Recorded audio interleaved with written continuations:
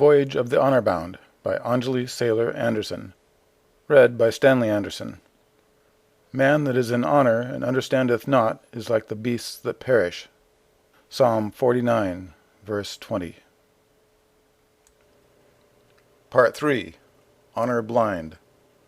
The strange abyss is burning under us, and we sail onward, and our wake is fire. Fyodor Tyutchev, As Ocean's Stream. Chapter 21. He that is meant. Born themselves from dark chaos, the gods of the islands did not look benevolently upon the mystery of birth. Cook discovered this when he sailed into their sphere of power. He saw worshippers pay homage with live burials, infants laid in holes, their mouths stuffed with cloths to stifle their wails, the earth tread down on top of them. The good captain tried to persuade the parents better, but the dog returns to its vomit, the sow to her wallowing, and the shadow of the Po-dwellers is as a guiding star to those who know no other. Kailari was not of these. The appearing into the world through the womb of new light was to her children the most joyous of dawns. So it was once, before the scorpion seduced Kala, as later Herod was seduced to slay the holy innocents of Bethlehem. Then the womb was clouded by doubt and dread, and birth became a fearful thing, to bring forth the fruit of he that is meant. But how if he is not? If the Son of Life should sink new risen into the entombing sea?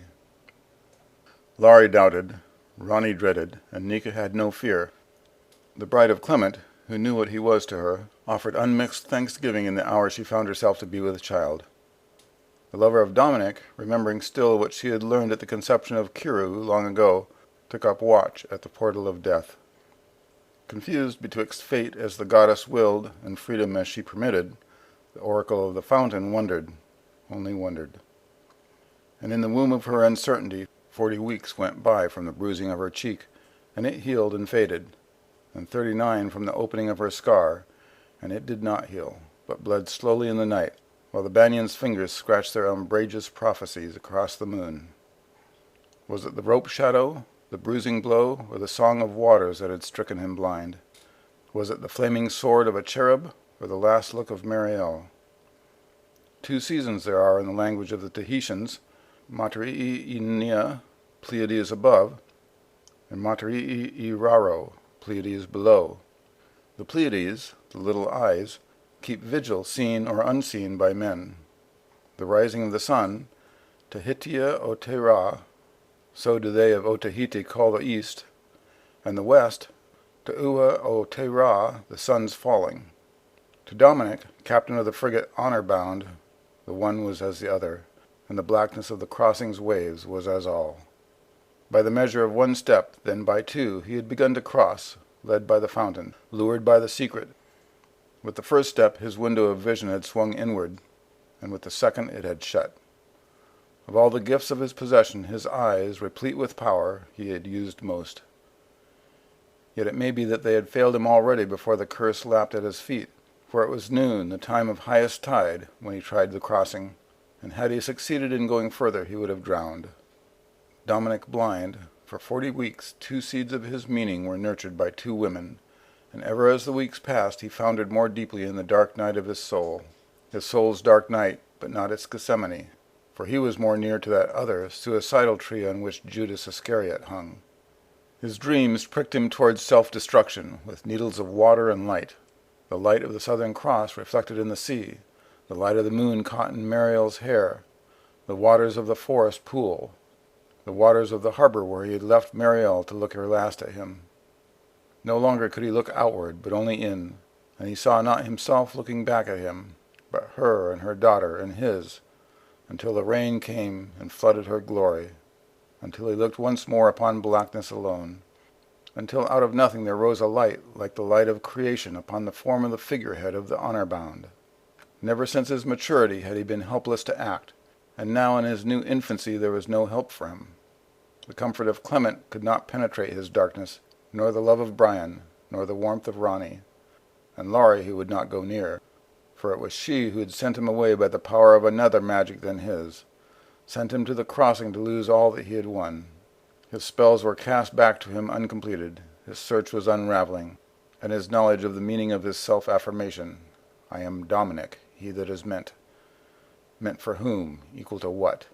The rope shadow swings, the bruise aches, the sword of flame strikes across the light, and the fountain flows scarlet.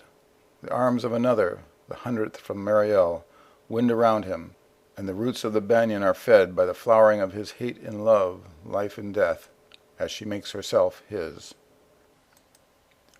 Chapter 22. The Spirits of Night. She had not fought him this time. Weak with the burden of her swollen belly, she could not have if she chose.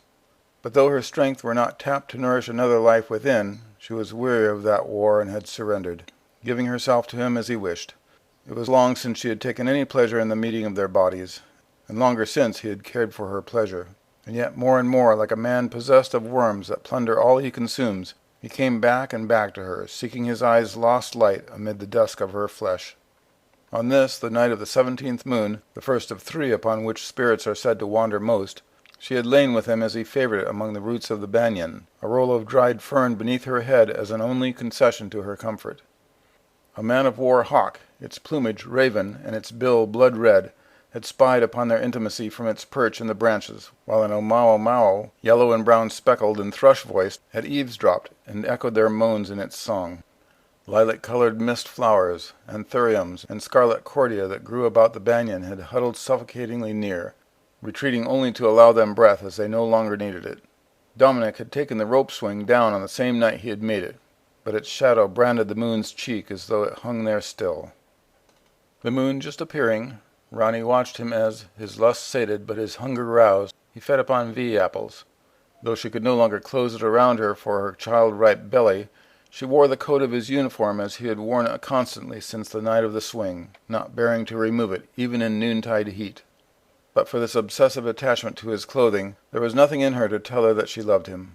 Looking upon him now, she felt no love, but only pity with tenderness and fear without respect. Pitying, she had seen his own tenderer self drain away as the season of his blindness lengthened, not replaced by a hardness like Kayla's, but by a vacantness punctuated with fits born of lunacy. With the first loss of his sight, he had been the more desperate to find the fountain, now for its promise of healing as much as its immortality. Vainly he would grope till his fingers bled along the rock wall where stood the hidden door, muttering half-remembered spells of opening and cursing her that she could not aid him by reading from his books of magic. Then, seeking balm for his failure, he would bid her dance for him, feeling the motion of her with his hands as he could not see it, and afterward he would hold her, whimpering, almost praying her name. It seemed to Ronnie that then, if at any time, she was loved by him. And when the evening rains would fall, he would permit himself tears, and the eyes that had never looked at her truly, but only worked her for their own purpose, would stare past her, as if in finding the proper object on which to focus they might see once more. She was not that object, and that time of seeking, tears, and his almost love had ended months ago. Now there was only the emptiness, the tortured sleep, the inching toward self-harm that made her glad he had cast away the rope. Now there was only the habitual demand of his flesh to forget itself in hers, no longer driven by the desire for power over or through her. And she, what was she now? A woman but hours away from bearing a second offspring to carrion flies. For Dominic was not he that is meant. That he was lost long beneath the waters of the crossing, bringing the curse again upon her false lover and child. As from somewhere across the seas a woman with hair of gold wafted a curse to her, and she withered beneath it, wishing that it were in her power to give Dominic back. Her one solace was her favorite among the dogs, him she called Nappy. He came running to her now, laying his friendly head upon her belly and pawing at his hand with her webbed forefoot. She stroked his dove-gray fur, and he licked her in gratitude. For a blessed instant she felt almost happy. Then the voice of Dominic, ever intrusive, wedged itself between. "Ronnie, why does Laurie come to the banyan each night?" Ronnie closed her eyes. Oh, goodness, she thought, without thinking of whom she named. Not now. I have waited 39 weeks for him to ask this again. Let it not be now, when the child's coming is so near. I cannot fight him now, and I would not be the one to hasten the completing of what Kayla began. Not after all I have already done. Then her hand that had stroked Nappy stroked nothing. Opening her eyes, she saw that Dominic had lured the dog to him, his fingers hooked strangely as though he could not straighten them. He ran his nails along Nappy's back, and though the dog wriggled in what ought to have been contentment, Ronnie could not thrust down the thought that it was in pain. "Ronnie," said Dominic again, and his voice seemed to her as little a part of him as though it floated down to her from among the leaves. "Ronnie, why does she come?" The dog's hackles now stood erect, as though the hand that scratched drew them upward by magnetic force. "She comes to guard... Oh, please." "It is vain to stand watch over knowledge," he observed, still scratching. "Jehovah himself could not keep it from Adam and Eve. They broke the taboo of the tree. Ronnie, why are you shivering?" "How do you know that I shiver? You cannot see me." "In Cathay they believe that a stone of jade worn long enough becomes part of the wearer. You are my jade, an appendage to my very bone, and do you think that only my eyes perceive what you are feeling?" It was months since he had spoken so possessively. Ronnie sensed that a fit must be approaching. "Dominic, let Nappy come back to me," trying not to sound as though it much mattered that he did what she asked. Dominic did not release the dog, but continued to scratch and scratch it about the neck. For some while he said nothing. Then, "It is long since I have tasted meat." Ronnie's shivering stopped, and nearly her heart beat with it. The children of Kaialari had never slain animals, nor ever dreamt of it before the rebellion of Kayla.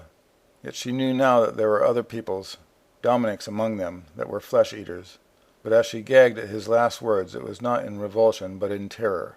She hoped that she did not understand him, and knew that the hope was vain. He had no knife, nor access to any, but she did not doubt, for she herself had felt the practiced strength of his hands, hands that scratched the throat of Nappy, who whined for a dread he could not comprehend. She had no choice. Now as ever, she had no choice. Eastward from here through the forest there is a vale where the flowers grow so thick that only the hardy can bear to breathe them. In the midst of the vale there springs an orchid, purple of hue. If its petals are plucked and laid at the banyan's feet, the tree will gain a strength beyond its measure, murder the light, and the spirits of night will rise up to claim us all. The Varua Ino. Yes, Dominic, the Po-dwellers, the dark gods of the evil dead. Feed the banyan, Dominic. Bring down the darkness upon me and your child as you have brought it upon yourself. But do not ask me to guide you to the forbidden flower. Find it by your magic, and leave Nappy here with me to await its fruit and the fruit of our forbidden mating. All black, all black. Let Nappy come to me, Dominic. But what better guide than he to lead me to the vale if you will not? You have an orchid in the buttonhole of my coat, have you not, Ronnie? For Nappy's sake, Ronnie gave him the orchid. Why will you do this, Dominic? You have said it yourself. I am wed to darkness now, and the consummation of that union is past forbidding. Why, Ronnie? Because there is nothing left of love for me in the regions of light. And what of Laura and the others? Ronnie asked, but she did not speak it. She knew that to seek beyond himself for love, Dominic must needs start again from his beginnings in the womb, and she could not take him there. She could not even make his child in her live, though she gave all her own life to it. For the roots of the banyan, the shrine of the spirits of night, waited to wind about its neck soon as ever the light kissed it. I should have forced her to lead me, he thought. Having put Ronnie's orchid to Nappy's nose and urging the dog on, Dominic had stumbled at length into the vale of flowers. Aphrodisiacal odors, more potent to him for being unseen, raged through his brain like Dionysian dancers. He wanted Ronnie badly now, but he had to let her wait behind. He wanted her badly, but there was a thing he wanted more. But how to find the purple, with no eyes? Nappy could not help him there, yet if he knew that he once should lay his hands upon it, he would know it through the medium of his touch. Leaning on the dog as on a staff with one hand, with the other he touched and touched, knowing color upon color, until at last his fingers closed over something hard. At first he thought it was a key, for it had the feel of the key of Tartarus that he kept within his chest. Yet exploration soon informed him that this bone was uncarved but by its first maker. He followed the ivory finger to the hand, to the arm, to the whole skeleton of a man immersed within the flowers. Retreating the way he had come, he explored more nearly the finger and its fellows. They were clasped, still tightly in death's nakedness, about a stem. Climbing it, his own fingers encountered petals. He touched purple and knew it. Unclothing the orchid and wadding the petals in his fist, He sought a firmer grip upon Nappy, that the dog might lead him back. At that moment, from the direction of the banyan, there came a whistle. Nappy yelped with joy at the summons of Ronnie, and bolted from under Dominic's hand. For an instant Dominic felt wounded at her betrayal, and forsaken of help. Then, opening his fist and directing into his palm the force of his eyes, as if that force still was, he whispered, "Lead me to the one who desires you. Lead me." And straight westward to feed the banyan he began to walk. Ronnie waited, leaning feebly against the monstrous trunks. Nappy had come bounding to her, and she had sent him away to safety. When Dominic found his way back, as she knew he would likely kill her. She hoped for his hatred now as she had once hoped for his love, for so she might be spared the pain that was hastening, the pain of the broken taboo and the ascent of the night spirits. Yes, but not for this she would have stayed to court her own death. There was another pain, deeper than all others, that held her here. Within a few moments Dominic's leaving her, the pangs of her labor had begun. Her labor with Kiru had been long. By a mercy this next should be short, by the mercy of Dominic's hatred, by the mercy of Kayalari, who had sent him to punish her for the sin of millennia ago. If only Laurie could come before Dominic to bless her ere her spirit fled. But now, her pangs growing harder, she saw her lover emerge from the forest as steadily as a man with eagle's eyes. He walked straight to her, his hand upraised.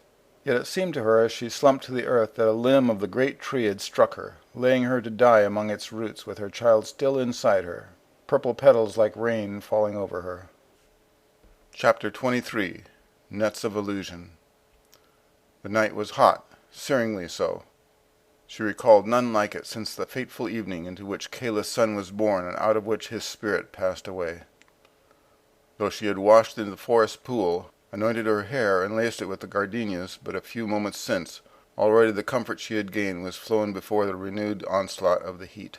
No longer would she walk abroad unclothed as she had once, before eyes whose knowledge was too much of evil stripped her of her innocence.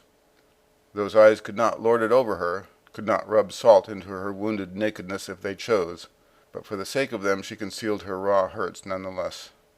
Time was when she bathed only after the banyan and the rocks of hearings had been attended. The rocks shunned her now, had deigned to speak no word since the dusk when she had sent Dominic away from them. And the banyan she must needs now steel herself to go near, for the hardness of what she found there, she who had made the guardianship of it first in her ritual now delayed it till last. Torch in hand, Laurie made her way banyanward through the torrid dark. Before she reached the tree she must stop, peering discreetly and hastily through obscuring foliage, and trusting her keen vision to inform her from a distance whether the danger clad in purple had crept too close. No nearer than this would she draw, by reason of the limbs, leafless, not vegetable but animal, that lay mingled among the roots. At the sight of them her scar would begin again its slow bleeding, while the brightness of the steed of Kayalari that revealed them whetted the bitter edge of her soul. For the strain of the heat, and the strain of the weight of her nearly born child, her pace was slow.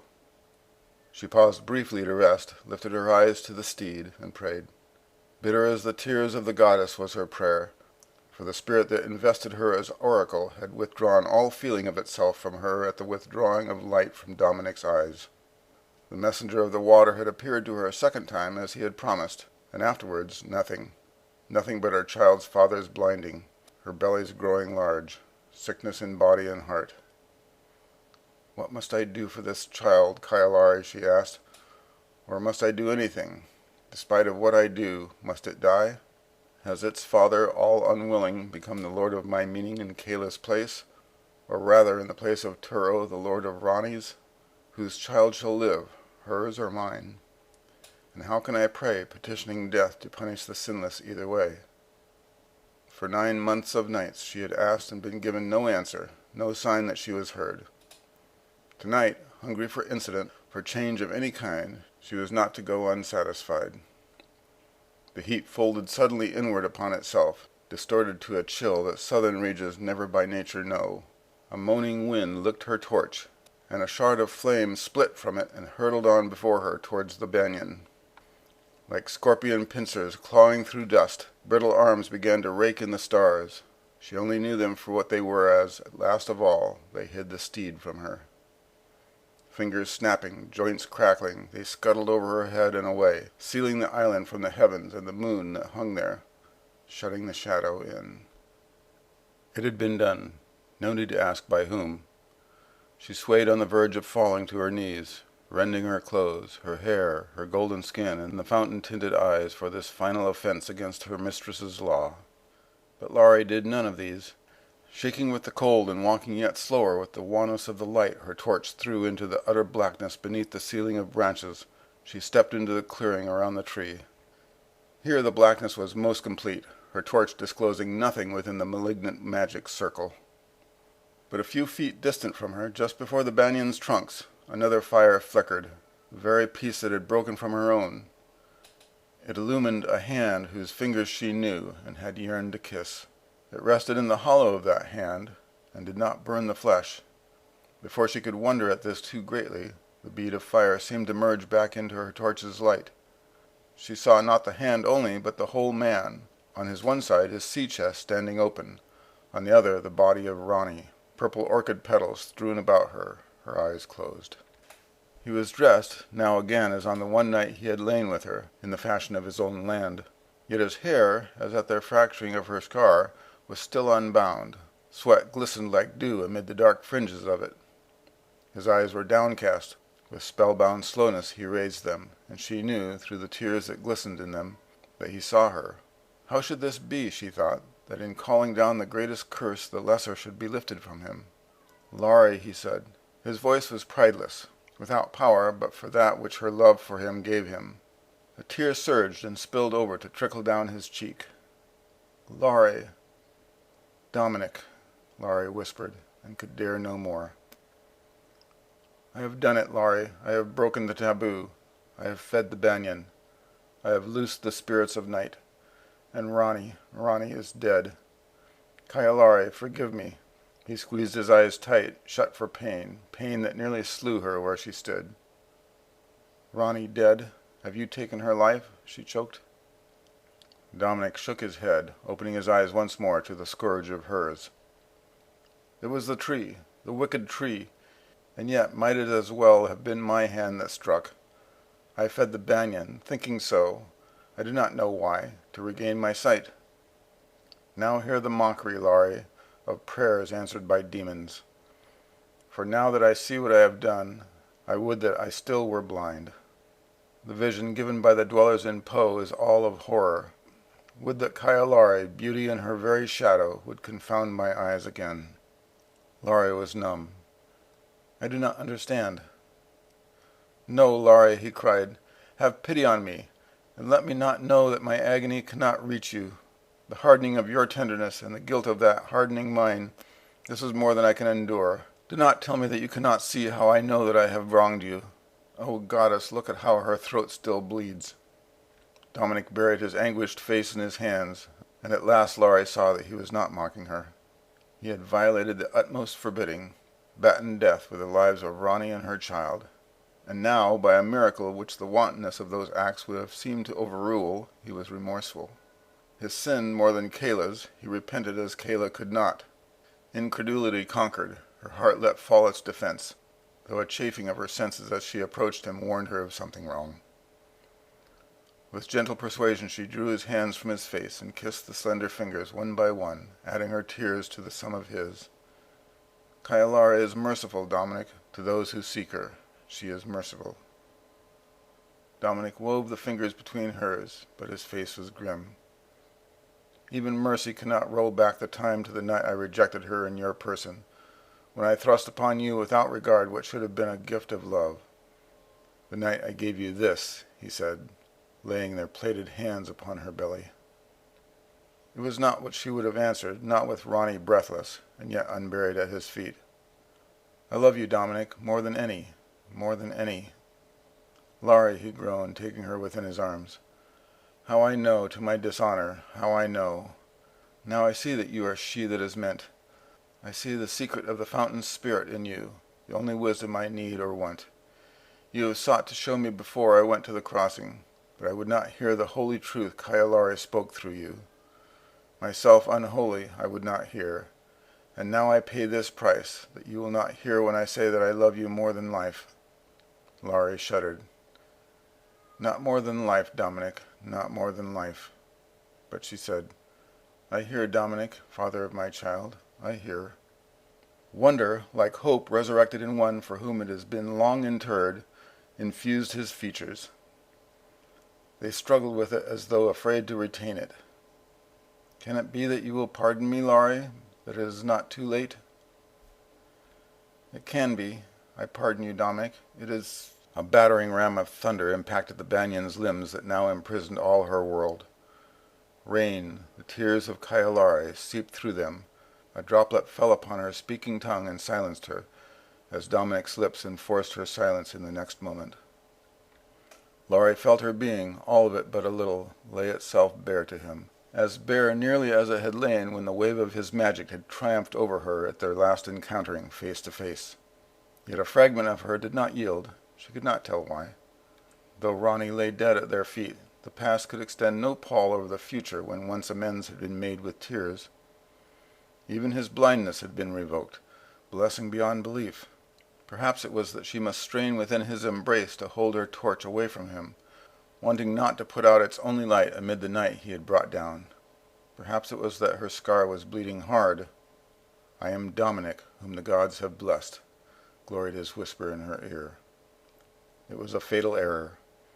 Her lips now at her bleeding throat and slipping toward her breasts. Laurie's sinking eyelids came suddenly open. They fell upon the open sea chest, and upon the net, woven of hibiscus like those nets at which the children once gave birth, that lay on top. Released from the meshes of light, the spirits of night spin their webs of illusion, but cast the net back over them. Her hand that did not touch the torch urged him down with her to the ground, as though she would have him there to love her. But as he made to lift the pregnant folds of her waistcloth, the hand reached for the hibiscus net and tangled him inside it. The illusion that was he screeched, and for an instant of horror she beheld what unspeakable thing would have united its essence to hers. Then she wrenched away from the net that revealed him and flung her torch at it. The hibiscus ignited, and she listened to the hideous voice of the Po-dweller blaspheme all that is sacred, until the imitation of man-flesh built from a spark had crumbled around it to ash. The net burned a moment longer, the fire went out, and blackness reigned. Long she lay without movement or speech. Then, "Goddess, forgive me," she wept into the shade beneath the banyan's snare of deceit. "Forgive me for dreaming that it was true, wishing even still." Her desolation too deep for sounding, she might have remained in the toils of the dark and never risen from them. But very near to her, Laurie heard the darkness moan. Last gasp of the illusion's passing, this also she understood. Lies upon lies, she cried, groping to touch the one that had eclipsed her in her beloved's eyes. Finding Ronnie, Laurie coaxed her to a semblance of waking and helped her to stand. "Come, Ronnie, lean upon me. You shall not bear your child here. I will lead us to your hut and the night lamp that burns within it. The darkness will not daunt me, for I have known what it is to be blind. Forgive me, Ronnie, for the folly of envying you, for wishing that he were mine. I have known what it is." Chapter 24. Mother and Child. Dominic stepped into the circle of the banyan's shadow, his hand poised for letting the petals fall from it to the bed of their desired and forbidden rest. Not once betwixt here and the veil of flowers had he stumbled. The purple of the taboo winged him as by a homing instinct toward his intended deed, or perhaps it was the intention of the banyan that defined his flight. Between himself, the purple, and the tree he could make no distinction, the sense of separation that comes through images being deadened with his dead eyes. First one finger and then a second unfurled to let the orchid free. Then he felt a branch sweep hard across his face, scratching it, and he heard a gasp that he knew for Ronnie's, and afterward the sound of her body thudding upon the earth. Jarred and dazed, his remaining fingers went limp, and the petals spilled to the foot of the banyan, the deed involuntary in its conclusion. Now at last he woke to know himself, but not by his lawless act of feeding the tree. It was the other act, the striking down of Ronnie, though it was not he but the banyan that had done it. Surely it had not been he. He had laid the hand of violence upon no woman but Laurie the once, and a pregnant woman how much less would he have thought to strike? no more than he would have slain and eaten his lover's dog, though the threat of it had gained him what he sought from her. He knew the uses of cruelty, but he was not so very cruel. The banyan had struck her down. He himself had been lashed by it also in its passing. But he remembered, on the night of the swing, how his hand had appeared to him beneath the net of hibiscus as contorted wood ripe for the kindling, and he wondered. He wondered whether Ronnie's child, his child too, had been damaged, and whether Ronnie indeed were yet alive. He reached to find her, but slipped into a confusion wherein he could make no contact, not with her, nor with his sea chest, nor the tree's many trunks. He groped and could light on nothing, as though the sense of touch itself had ceased to be at the banyan's feeding. Yet one thing his skin did tell him, that the air was turned from salty heat to bitter cold. But for this there was a void, in which nothing was to be encountered, nothing seen, and nothing heard, but very dimly, as it were, the ghost of a whisper of a dream, a running of water. So he wandered through the forest whose existence he could not confirm until middle night, until what would on shipboard have been the beginning of the second night watch, when all exclamations of sailors are oaths.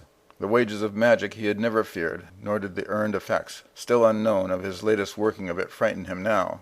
But he was beginning to be afraid for the very emptiness, for the isolation, though he had always willed to act alone. He would have been glad for another life of flesh, if not to guide him, at least to grope alongside. But where?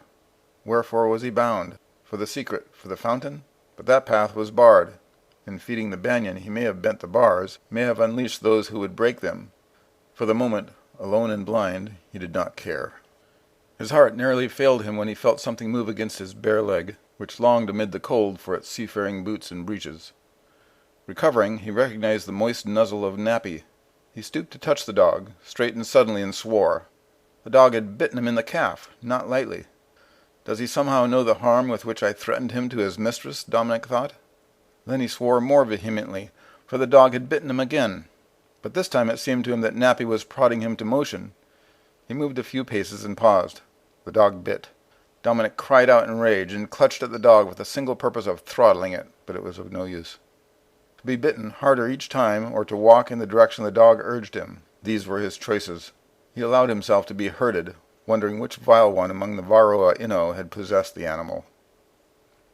Soon Nappy was joined by other shepherds, 2 or 3 more dogs, several wild pigs, a flying fox, incredibly, for that it ought not to have survived out of water, the slivering of a stranded eel between his feet. The motley crowd of captors nudged him, nipped at him ceaselessly. He felt himself bleeding from many small wounds, and ever they compelled him one way, and ever he grew more afraid that they might force him over a precipice or into the sea. Yet finally the animals began to fall away from him, and he heard the windings of a song, one whose icy intricacy seemed familiar to him. The song wound nearer as one by one the animals departed, until there was none left but Nappy, and at last not even he. Dominic stood alone upon rock, warm wetness at his feet, and warm vapor around him. He knew where he was, on the topmost step of the rock-bound pool, and he knew where he had heard the song before. It was the same, but now intoned in chorus by many voices, that seduced his ear when he pressed it to the demon-inhabited shell. Now he tasted no seduction in the song, but rather an obscenity wholly repelling, and he gathered the rags of his black arts about him, for defense or attack if there was need. But he felt the gaping rents in that armor admitting too much. The song stopped. The singers clustered to him like grapes to a stem, exploring him with hands that were insubstantial, yet made to feel as though their flesh were peeling away in strips. Then one of them spoke. "Too thin a cocoon," it said, its voice universes distant from humanity, yet close as the beast within. "Too brittle a carapace, too dry a husk, scrape it away." And Dominic felt against his shoulders forward and backward the pressure of things serrated and sharp. His mind recalled to it the legend of the newly dead being thrice scraped, and so rendered imperishable. Thrice scraped, but 3 strokes only, or 3 strokes the whole body flayed. The shells wielded by the spirits of night dug into him to the point almost of penetration, but had not yet torn him. By the last remnants of his power to command he would make certain that they did not. "Beware, ye gods of darkness, dare not to rend my flesh, dare not, for I am no wraith, but a living man." The pressure of the cells relaxed, and he heard the spirits clamor around him disputatiously, like jurors hung between 2 contradictory points of law. At last a voice, whether the same that had spoken before or another he could not tell, concluded, "He speaks truth. He is not dead. He is not dead yet." Dominic felt the shells withdraw from him. But warned by the last words, he searched his catalogue of spells for the mightiest in turning away weapons of demons or angels. There rose an uproar of all the voices gibbering at once, and a bubbling as of water being greatly troubled. He had not heard the pool in its perpetual foaming make so loud a noise before. Then silence fell of water and voice, and he sensed that all the spirit band save one backed away from him. But he felt what would have been their emotion, had they not been passionless, swell to frenzy, as it were, the cheering of a numberless crowd, such cheers as long ago he remembered hearing when a malefactor was brought to the gallows before the eyes of the nation's bloodthirsty people. He knew beyond doubt that one of the Po-dwellers approached him, bearing a thing of dread. He unsheathed his spell against it, not wanting to know it more nearly before he thrust. "He cannot be scraped until he is dead," came the final verdict. "The man must die." From the lips of Dominic there shot forth like a rapier a peculiar blending of Latin with Aramaic. Though his oddly fragile voice quivered with intensity, he had spoken the spell without flaw. The adversary laughed, or rather gargled hollowly, for there was no humor in it. "Spirit blades may clash each with each to divide night's kingdom, but it is with no such thing we will slay you, but with a thing that you have made, you yourself, no wraith, but a living man." Dominic knew his own handicraft in the fitting of it around his neck. Ship's line, woven of hemp, and a knot that a seaman might form sleeping, quick as thought. The loop, the knot defined, growing smaller, he knew that the Po-dweller spoke truth. Indeed, he had made it. The rope swing, within which he had hugged Ronnie close to him for fear of its shadow, which he had thrown in the pool's bottomless center well, thinking to sink it beyond retrieval. Securely as though the rope were about his wrists, his hands were bound. True to the laws of magic, no spell might avail against a weapon self-formed. The noose tightened, rubbing his neck raw. He began to struggle for his breath, seeing the image, irreverently it seemed to him, of the breach in Laurie's throat. He remembered the visions of ropes, saturate in blood, he had seen first in her eyes. "Strangled with the cord of his sins," chanted the assembly of spirits as the knot worked inward. But one notch more, and, last of all his wisdom's acquisition, he knew that he would know no more. And yet death was not all, though his creed postulated no saint's heaven or sinner's hell.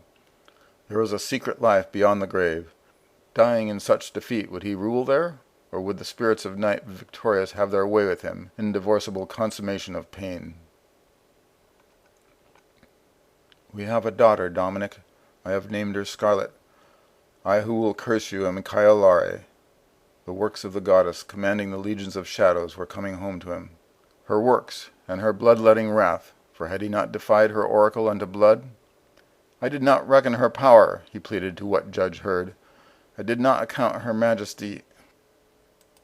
Though your sins be as scarlet, they shall be as white as snow." The rope went slack. The spirits evaporated from around him, into the steam, and out into their own netherworld. Clawing at his throat, Dominic loosed the knot, leaving the halter to dangle there while he coughed and choked. His breath returned to be suspended again in the next moment. Not the voice of Clement, from whom he had heard the words ever before, but a woman's voice had spoken that counterspell, expunged with care from his heretic's unholy writ, a voice whose depth of music had not grown less for the droughts of 14 years. "Maria Annabelle," his awe whispered. "Marielle, Marielle."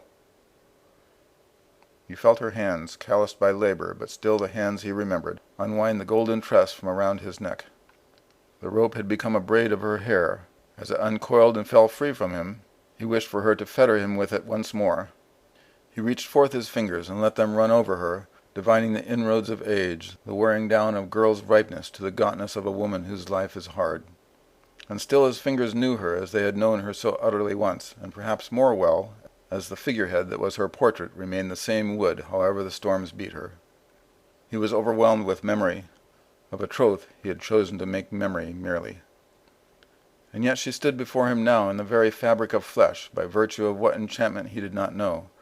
But she had not the illusory weave of the spirits of night. She had the tapestried sublimity that had wooed him to love her, once before he had branded love a hindrance in a life other than this. "Marielle," he said again, the name leaping heart-sore from his tongue like his mother's name in the too few years before his hasty mind had robbed him of his childhood. "Marielle, will you speak?" Yes, Dominic, I will speak to you. I will scrape away the silence between us that you wished never to break. For though I knew you from the first moment, yet knowing I chose to love you. He touched her eyes. The green lances that had impaled him through a stretch of waters wide as the crossing had separated his embarking ship from the deck, where she stood, letting the northeast wind carry his letter from her hand. If this visitation was a dream, it was surpassingly strange, for in all his dreams of her she had never spoken so. She had heaped guilt upon him, prayed him dead, or she had breathed forth passion's secrets as once she had in his waking arms. Never had she voiced his name with such immaculate simplicity, at once aloof from its meaning, and meaning it yet the more. "Why did you save me from the doom of the spirits?" he asked. "I have told you, Dominic, because I chose. Love is the fulfilling of the law. It is to act for another's welfare, not only to feel until feeling is no more. I have learned this since last you knew me. I have learned much from your abandonment, from the mark of shame a woman wears who has borne a child unwed. I am sorry if it has been hard. I did not mean—" "You did not mean to hurt me?"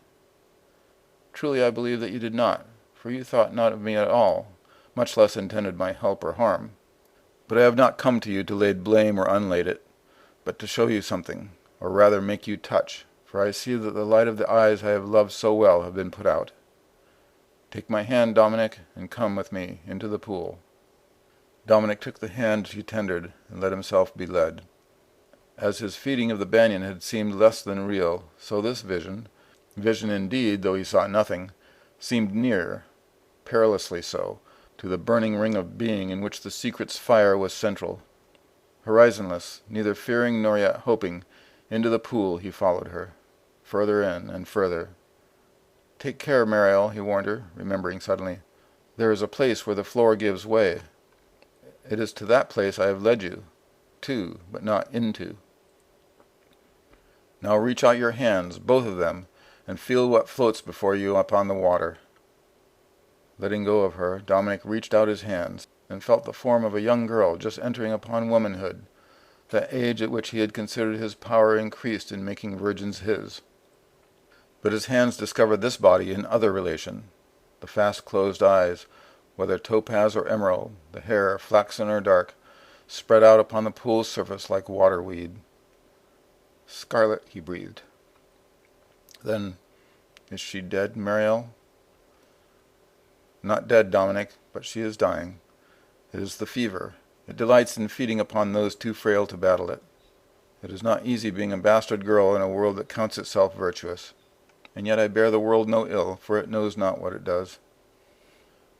Dominic felt himself weeping, through tenderness he had never before experienced for a child of his, or for his own failure to understand this turning in his long road. "What can I do for her?" he asked, not knowing what he was able to do if he was answered. He possessed no magic to drive away the fever. Mariel would have disallowed such a curse if he had named it. "That I will not tell you, for I told you once before, years ago. You must think, Dominic. Think to the deeps you have never delved. You must choose, to love or not. Love is the fulfilling of the only law, the key to the only secret that matters. She is my child, Dominic, and she is yours. She is yours, and she is mine." His hands rode upon the foam, and there was nothing there but his hands. Scarlet, dying daughter, had gone. Mariel was no more, not these many thousand miles within his powers to touch her. He was alone and he was blind, immersed in visionary fathoms he had never prayed to see, and seeing could not efface. A slow rain fell upon him, had been falling perhaps for hours. He stumbled to the edge of the pool, pulled himself up the steps, and cast all but the thought of the moment that would not unthink itself behind him. He wed his branch-scraped cheek and his myriad of wounds to the lichen-covered ledge in sleep, through which a watery song not of demons ran nearer, almost within his compassing, and yet how far away. Chapter 25. Hell's Womb. Brian stood before the rocks of hearing, thinking about the end of the world. He did not seek such thoughts out, for there was no morbidity in him. But when time's scythe-shaped hands had pointed upright, at 8 bells, to Irapo, the witching hour, his imagination strayed toward final things of its own accord.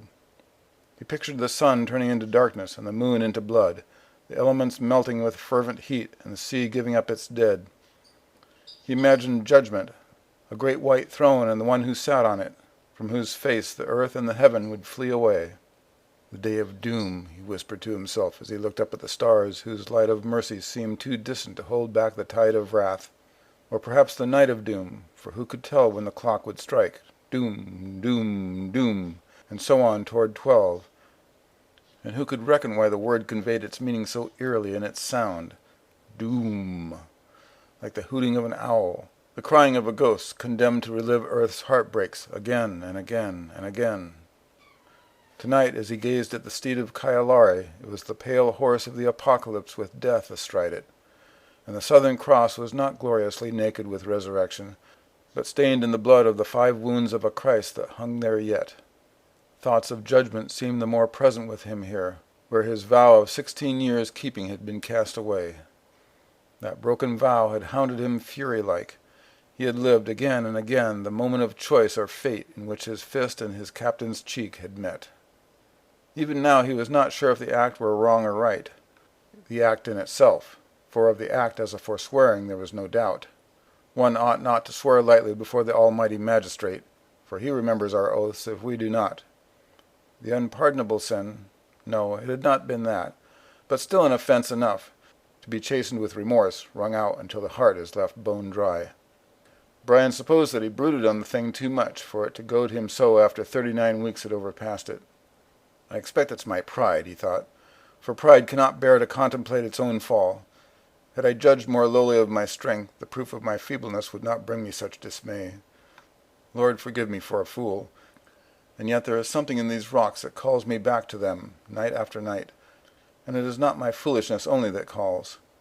It is the voices, their voices, too beautiful for bearing, as if they were near to saying words that I can understand. Then, as he stood there, contemplating his own littleness and the immensities of God, the world did end. Or so it seemed, though it were but the pause before a new beginning. An immense, horrifying noise assailed Brian's ears. He thought that every tree in the rainforest, every peak of jagged green had fallen down at once, and the sky itself been torn endlong. His hands went to his heart, not to his ears, for he was certain that they had already been shattered. Then he realized, with what should have been relief, but was rather deeper horror, what the noise in fact was. It was a sound of no sound, the shock of silence. The voices of the rocks of hearing murmured no longer. This calamity dawning on him, instinctively he returned his eyes heavenward. He saw it, just as he had imagined, a liquid shadow washing over the moon, vermilion as new-drawn gore at its first appearing, near black like a crusting scab as it swallowed the light entire. The shadow bled on to submerge the Southern Cross, and the steed whinnied one dire alarm and stampeded away. The leaves of the nearby trees went ashen and curled at their edges, like parchment held too near a candle, and he heard the groanings of the flood-drowned dead boil surfaceward from under all waters. He saw these things and he heard them, all in the perplexity and the din of shooting branches, and then he was freezing in the dark, as it were that outer darkness in which the wicked weep and gnash their teeth. Brian sank to his knees. Our Father, he prayed, who art in heaven, hallowed be thy name. Thy kingdom come. Then in the blackness he saw a block of white. A white throne, he thought at first, shivering hard, but it was a doorway, opening in the rocks and emitting white light that obscured what was beyond. And amid the silence he heard a voice, not of the rock's multitude, calling out to him. Save me, Brian David, save me. He knew it, for his own voice had sprung from it. It was the voice of an admiral's daughter, sun-gold-haired and sea-green-eyed, his mother. Without questioning, Brian followed her cry for deliverance through the door in the rocks. He found himself upon a frost-blanketed heath, broken up at whiles by knolls upon which nothing grew, their bare dirt showing as red ochre in the lamp-glow of the moon. Memories of his birthplace in the north of the nation shackled his steps with a strange joy, until, in the side of the knoll nearest him, he saw a second doorway open like the first to flood the heath with light. A fairy den, he murmured, and began to back away. But then again came the voice he could not refuse to heed. Brian David, save me. He stepped through the door in the light and found himself once more upon the island, on the southernmost ledge where he had offered his wedded hand to Laurie. But now he stood at the rock finger's very end, as it were the tip of its nail, his foothold so narrow that he must balance there upon his toes.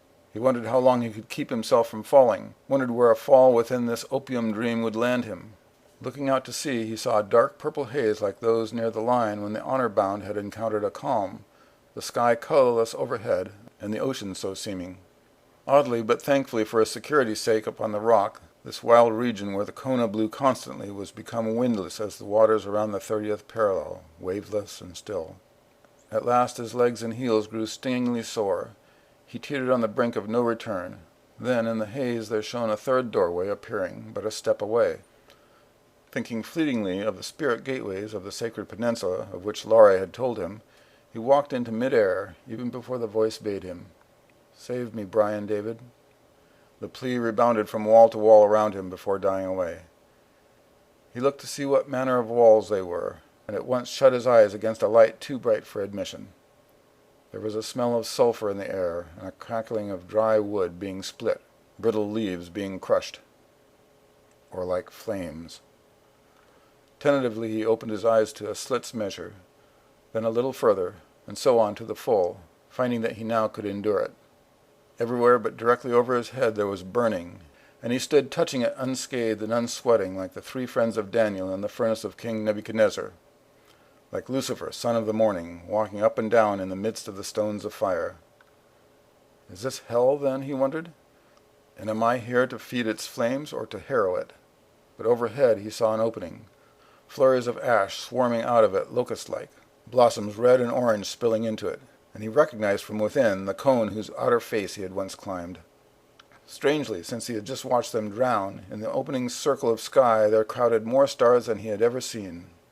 Hell or hallucination, madness or revelation, or a phantom of sleep, he had no choice but to dream the thing out. Parting the flames with his hands as though they were curtains of cool tropical foliage, he began to explore, and came at once upon a sight furthest from his expectation.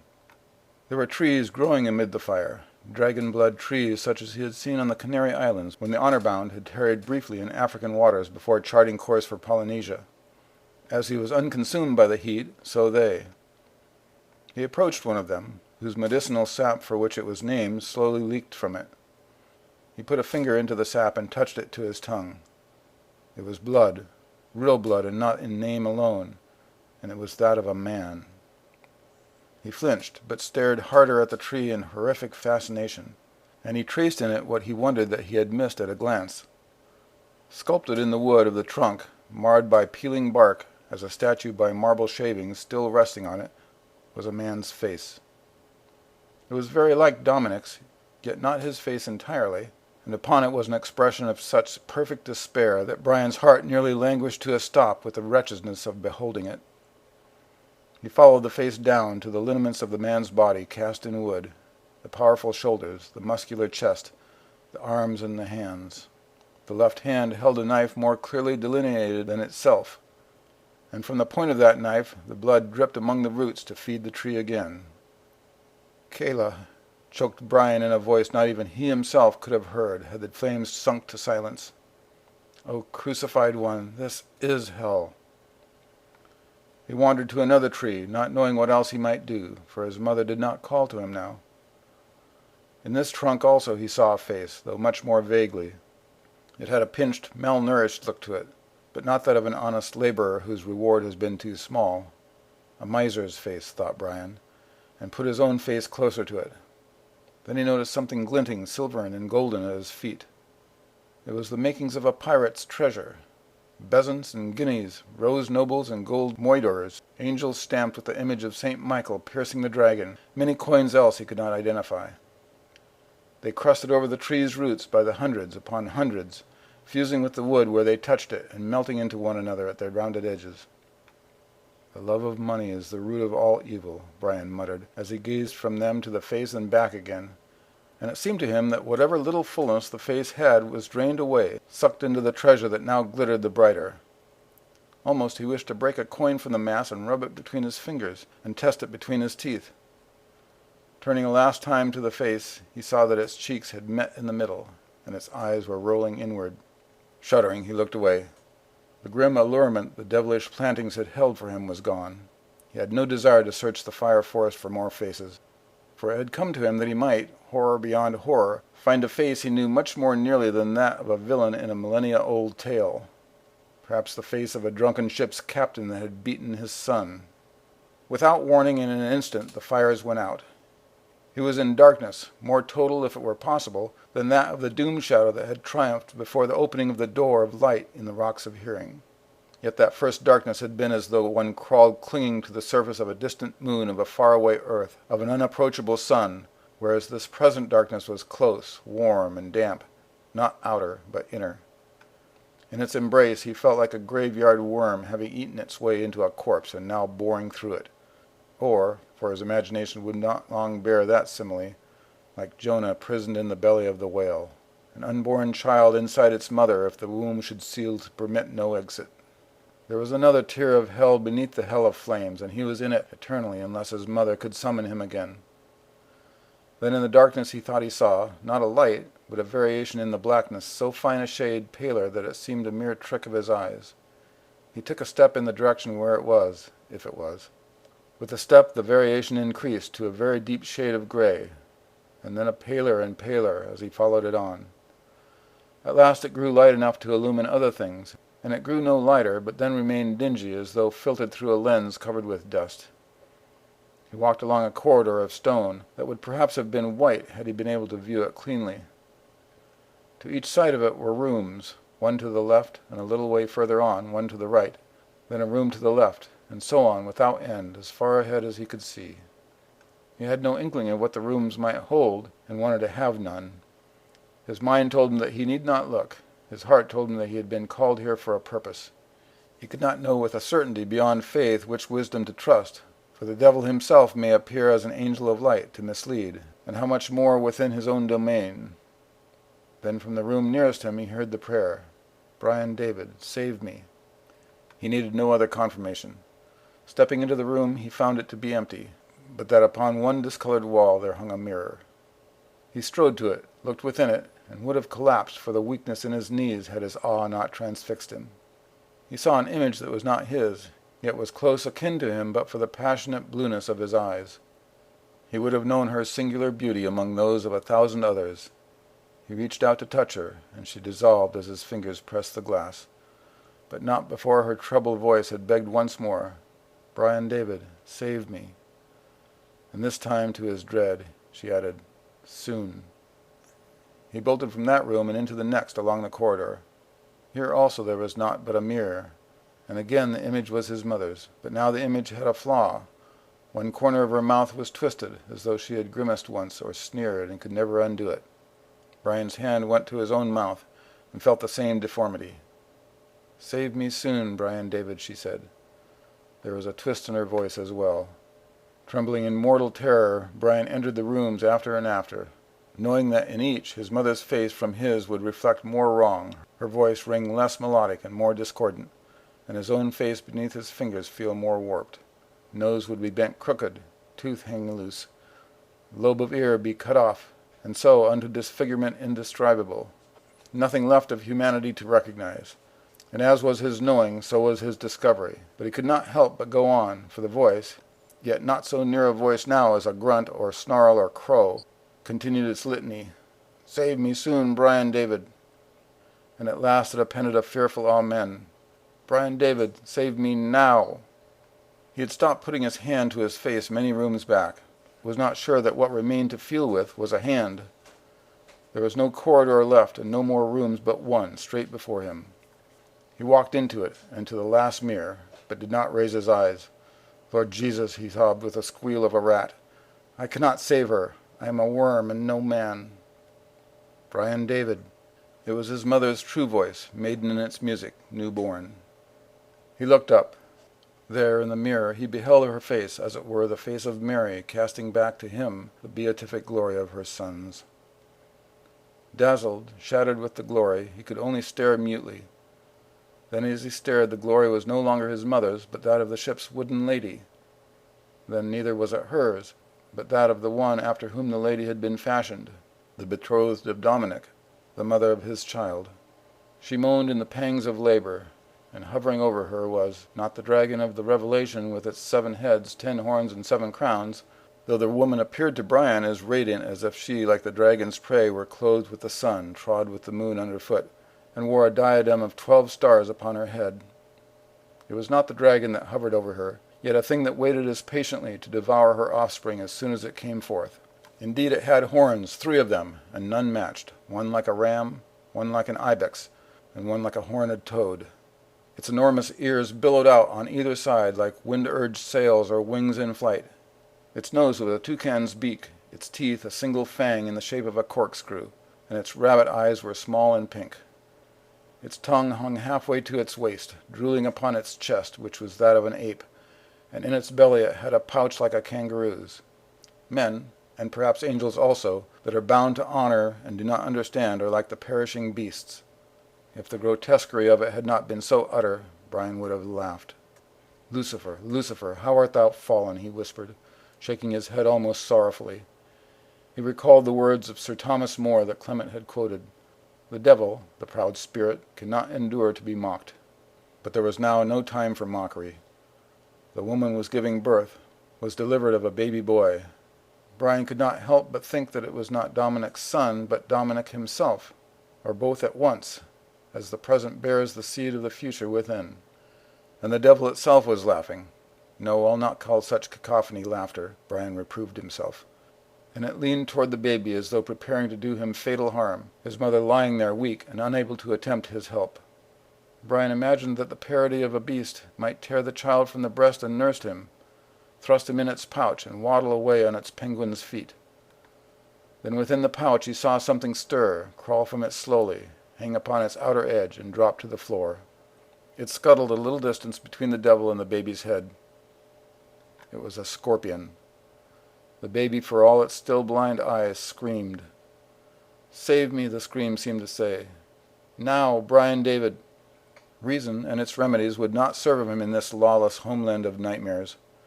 Brian did the one thing that entered his thought to do.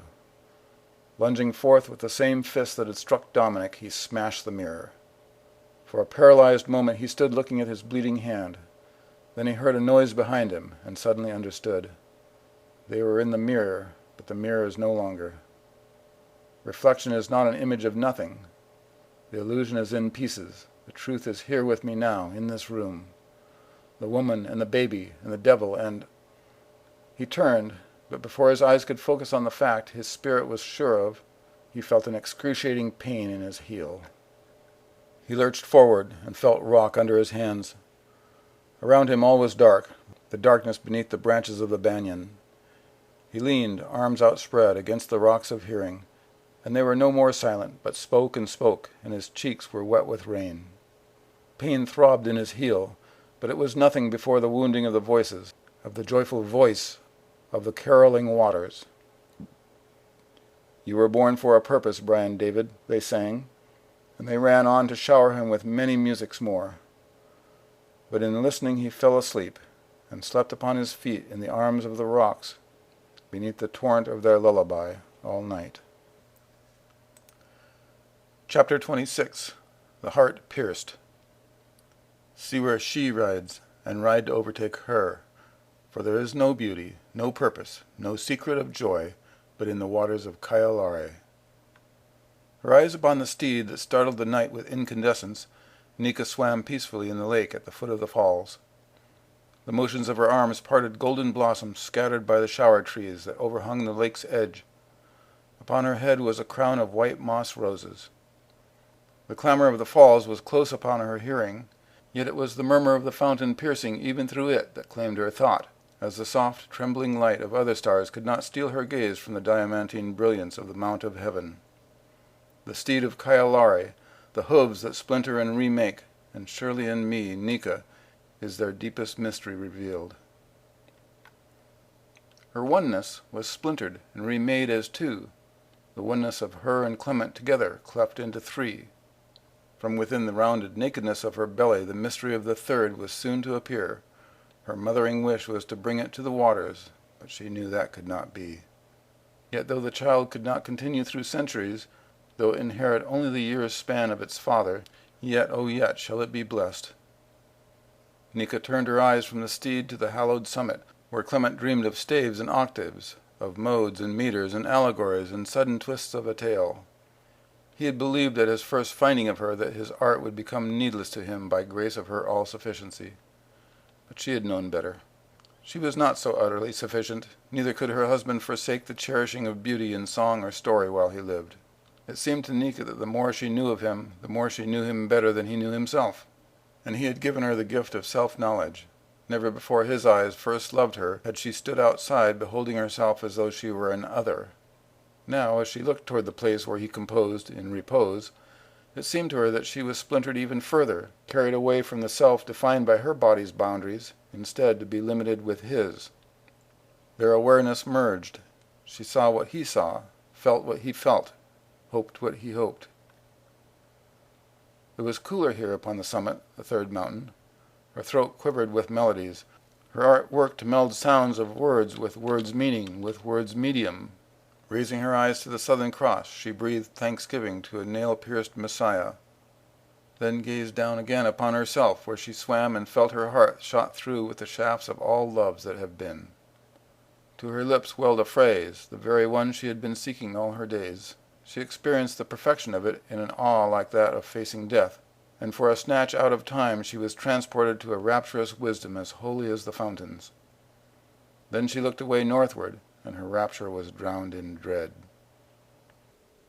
My love entangles me at will within an onyx chain. The black lynx, the meshing shadow, the sorcerer hath summoned doom upon us all. Trembling so that her hands could nearly not grip the roots, or her feet find holds upon the ledges, the she that lived in Clement began to climb down, fearing, she knew not what. And ever and anon she looked to see the shadow lengthening, and her heart raced with panic, sensing that she must reach Nika before the shadow reached her, if she might dive with the falls into the lake and survive. But no, she must climb slowly, ever slow.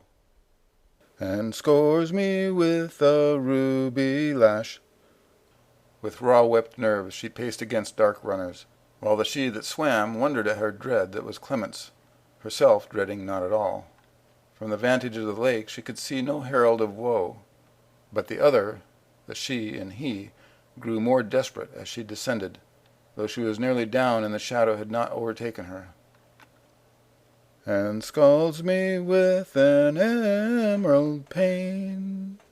In a flash like sudden flame, Nika was returned to her own flesh that was inhabited also by a daughter or son. She looked toward the falls, not to where Clement hugged the face of the Poly beside them, but to the waters themselves. Something swam from behind their crashing curtain across the lake, blue, bluer, bluest of any, shining like the morning star. Her limbs ceased all movement but the merest necessity to keep herself afloat. She recalled the divine expression which she, as Clement, had invoked, and saw it made manifest in the creature before her.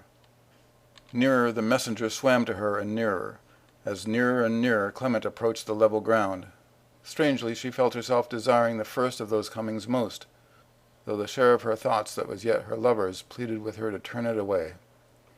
That pleading warned of sorrow, but it was a sorrow she could not remember the reason of in the midst of her super-rational joy. She opened her arms, and the messenger of the water swam into their circle. Its eyes were the very eyes of Kailare, of Clement's Christ. "It is time, Nika." "Yes, Lord," Nika answered. "I am ready." "The child must come also," said the shark. "Yes, Lord, that is right." "Have I permission to touch you, Nika?" "Yes, oh yes, touch me, Lord." "Nika, no!" The voice was Clement's, and its anguish was complete. The reason for sorrow dawned in her soul, terrible sword of sunbeams. But already the shark had touched her, and it seemed to her that never until then, for all Clement's sweetest caressings, had she known the meaning of ecstasy. As the shark drew back from her, she felt herself freed of a great weight. She put her hand to her belly, and it was flat. Yet gazing into those eyes she could feel no horror, but only trust. I have taken the child, Nika. Already it runs amid the dancing leaves of the garden of Kyalare. For you I will tarry till morning, that the man may say goodbye." The shark touched her a second time. Then it swam off from her a little, yet not so far that she felt parted from it. Weakness came over her. She felt herself slipping, not into unconsciousness, for her mind was clearer than ever she remembered it. But her hold on the cares of the world was loosening, and with it ebbed her bodily life. She floundered, on the verge of ceasing to swim and going down. Clement's arms caught her underneath, and as they did so, she at last saw the shadow approaching fast.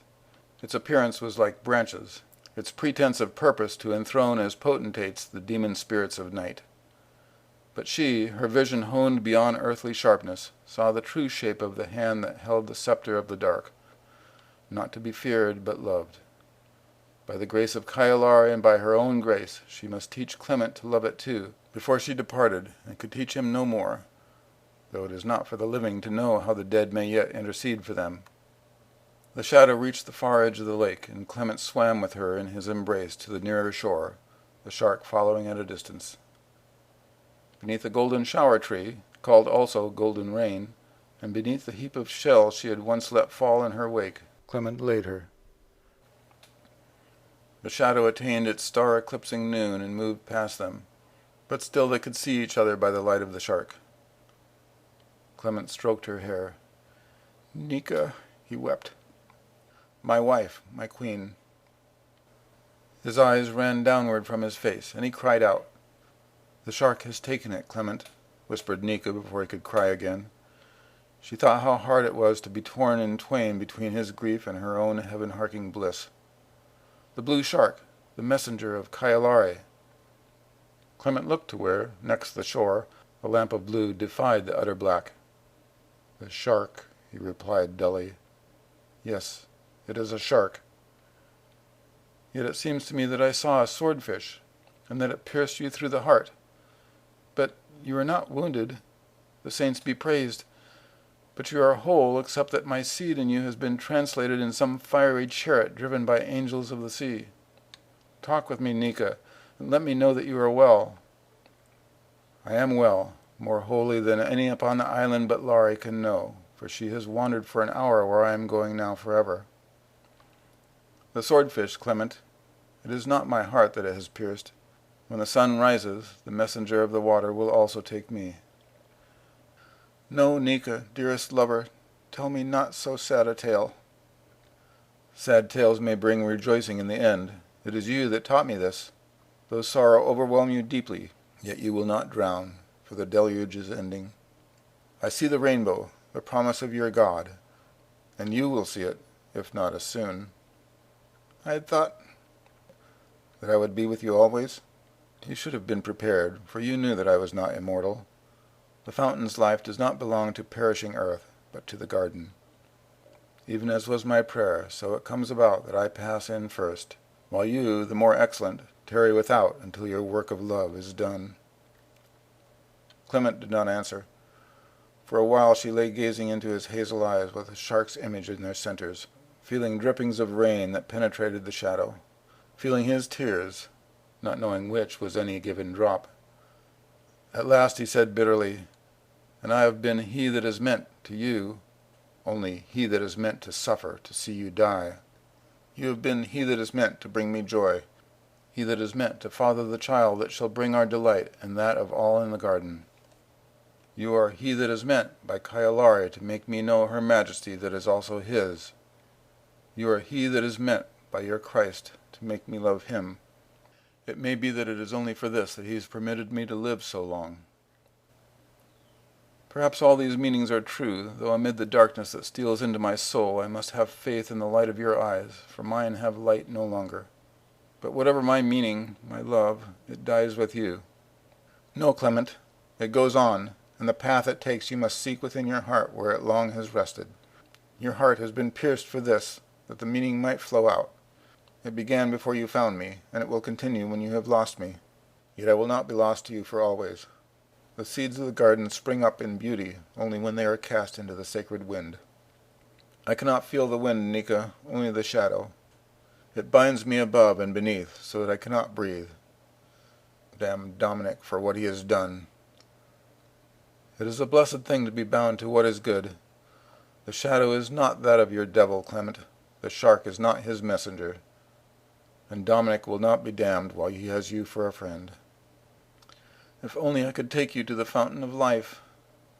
It would not heal me, nor permit you to keep me, for it is the fountain's own spirit that bears me away.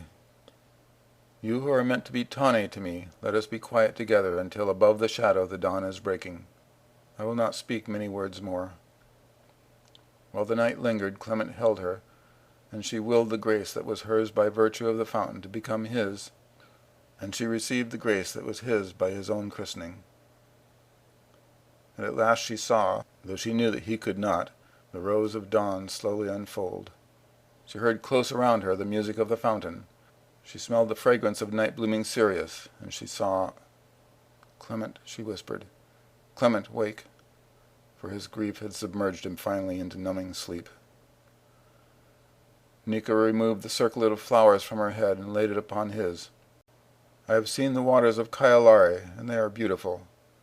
I have seen your Christ, Clement, and he is—" Her spirit winged away, taking her words with it. In the shape of a white bird, holding an olive branch in its beak, she hovered above Clement another moment. "A terrible beauty," she heard him answer as he touched the flowers. "A thorny crown. My God, why hast—" She released the branch, and it fell to her body below, that lay dead in his arms. Then she walked in the garden sorrowless, with his child's hand in hers. Chapter 27. Ebb Tide. Though the most beauteous of daughters drew life from her breast, she would die at the ebbing of the tide. At dawn, as her people had died always, she would enact the part of victim for the last time. The teat that Terra sucked gave forth the scorpion's poison, a draught wherein death with life mingled. In exchange, the babe had slain her in leaving the womb. She hearkened toward that penalty as a righting of the balance, the path to her peace. It is strange, thought Ronnie, that only now in light's dimming have I seen clearly. Or it may be that I began to see once before, when I led in following Laurie to shelter from the long rain, till at the leading of Dominic I wandered far from that good beginning. I have loved wrongly from my youth until now. I have committed my heart in trust to those who would do naught but hurt me, and I have pleaded my lack of strength as an excuse to yield to their tyranny. It was no excuse. How well I now understand. Did I not know even then that if my cruel masters were strong, yet Kyalari was the stronger? Had I not yielded, I might have saved the life of Turo. Had I not yielded again, gentle Brian David might have become my he that is meant. I might not have borne Kiru to death. I might not have doomed Terra, so fragile that the first wind that blows on her will carry her soul away. Had I seen sooner, I might have had strength to continue living now that I know what life is for. I would be happy to live were I not so weary. But I, like Kayla long ago, have made my own judgment, and peace will be mine when it is done. She lay as at her first birthing upon a bed of sweet fern, her sickly pale skin mottled by the wavering light of a night lamp. Laurie, who had tended her through the birth, knelt beside her, bathing her brow with cool water, holding her hand with more tenderness than either of her lovers. Of the oracle whom she had robbed of meaning and loved twice over, Ronnie wished to ask forgiveness, but looking into those eyes that kept the hope of the garden for her when she could not hope for herself, she knew that all pardon had been given. She drew Laurie's hand up to her lips and kissed it, then laid it upon suckling Terra. "Laurie," she whispered, her voice now interred so deeply that it required a cataclysm of her apparatus of breathing to summon it forth. "Laurie, care for her when I am gone, for the little time she has. I know you will. Always have you done what is right. How unlike me. And when she is gone after me, give her burial beyond the reef in the manner of our people if you can. If you cannot, then do whatever you may that is fitting." "I will care for her as though she were mine," Laurie answered. "But rest comforted now, Ronnie, for the dawn of your fulfillment will not be long in coming." Ronnie knew that she could not rest yet. "One thing, Laurie, but one thing else. I mind not what becomes of my body when my spirit is flown. But if you should bury me, let me not wear this." Ronnie touched the coat of Dominic's uniform that lay folded beneath her head.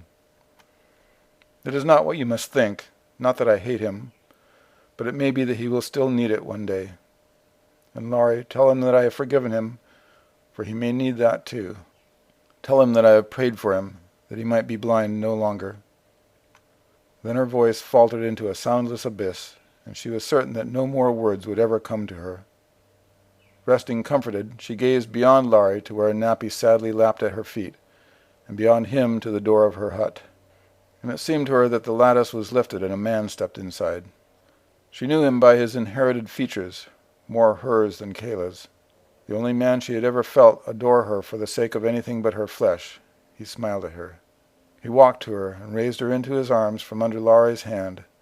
She groped to know whether Tara yet clung to her breast, but she could not tell.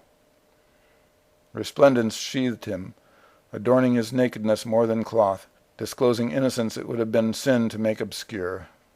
He carried her out into the rainforest, and though the banyan choked the light of galaxies, it was not dark where Kiru trod. "Where she rides in the wake of the steed above the banyan, mother," he said. "The moon is clean. No shadow of the shrine of night, no lingering of the blot the flood washed away." Never had the shapes, scents, and sounds of the forest been so lovely to her. Rain began to feed her skin that thirsted for it more than for man's caresses. "The tide is ebbing," said Kiru. "The wrath of Kaialare's waves will wound you for the sake of others' sin no more. Now there is only the balm of her tears healing." At length the odors grew more potent, and Ronnie knew that they drew close to the veil of flowers. She shifted in her son's arms as though she were uneasy, but he said, "You are strong, mother. You need never fear again." They entered the veil. Her lungs endured the whole impact of the perfume, her senses the whole aphrodisiacal lure, and she was not overcome. Her fingers touched the very purple by which Dominic had cut the restraining bonds of darkness, and she blessed it and him. Then Kiru bore her away to the rock wall that barred the sacred peninsula, and they passed in through the hidden door and took the path of the spirit gateways that she had taken once with Laurie so many 100 years before. And at last they traversed the aisle of the sighing trees and the fern grotto and entered into the very sanctuary of Kaialare. He carried her through the chamber of wedding and into the alcove where she with Turo might have conceived a child if only she had not loved Kayla too much and herself too little. Looking at Kiru, it seemed to her that he might have been that child, though fathered in disobedience by another. It was as though he read her thoughts. "Kaialare took me away from you for the sake of her children, that they might know the difference between the honoring of her and the dishonoring. But there are no bastards, mother, in the garden. There are no victims." On the bed carved in the carven wall, strewn with fern and thistledown and spread with white tappa, he laid her. Then he turned to leave. "Kiru," she pleaded, reaching after him, but he said, "I must go from you now, that he may come to you." "He, my sweet son?" "The fountain, mother. He will love you until you have forgotten all your pain."